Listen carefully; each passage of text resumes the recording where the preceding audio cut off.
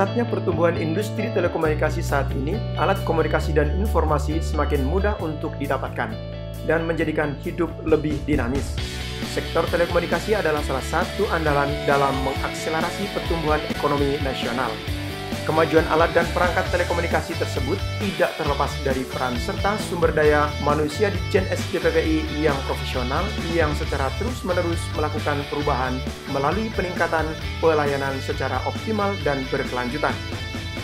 Sebagai organisasi yang mengelola regulasi, maka Direktorat Jenderal Sumber Daya Perangkat Pos dan Informatika akan menentukan norma standar kriteria yang harus dipatuhi oleh perusahaan atau institusi pengelola layanan di bidang telekomunikasi, pos, dan informatika. Untuk itu, upaya-upaya perbaikan berkelanjutan untuk mewujudkan pelayanan yang sempurna, yang profesional, dan berintegritas harus dilakukan secara terencana, sistematis, dan terukur.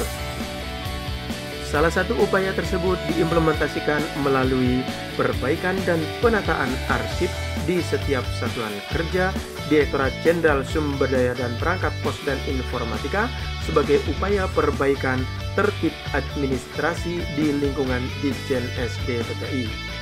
Awal mulanya, dalam Kementerian Komunikasi dan Informatika hanya terdiri dari 3 Direktorat Jenderal dan 2 badan, yaitu Direktorat Jenderal Pos dan Telekomunikasi, Direktorat Jenderal Aplikasi dan Telematika, Direktorat Jenderal Sarana Komunikasi dan Diseminasi Informasi, sementara 2 badan yang ada adalah Badan Penelitian dan Pengembangan Sumber Daya Manusia dan Badan Informasi Publik.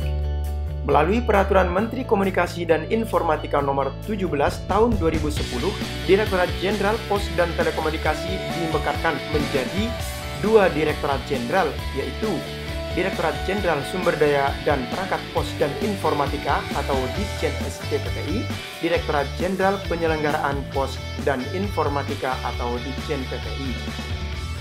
Direktorat Jenderal Sumber Daya Perangkat Pos dan Informatika secara rinci mempunyai tugas merumuskan serta melaksanakan kebijakan dan standarisasi secara teknis di bidang sumber daya pos dan informatika. Ditjen SDPPI juga memiliki fungsi memberikan bimbingan teknis dan evaluasi. Fungsi ini berjalan seiring dengan kegiatan administratif pada lingkungan Direktorat Jenderal Sumber Daya dan Perangkat Pos dan Informatika. Terciptanya pengelolaan serta pemanfaatan sumber daya perangkat pos dan informatika yang optimal, dinamis, juga ramah lingkungan merupakan visi dari Ditjen SDPPI. Visi tersebut diarahkan demi meraih satu tujuan, yaitu menuju Indonesia yang informatif.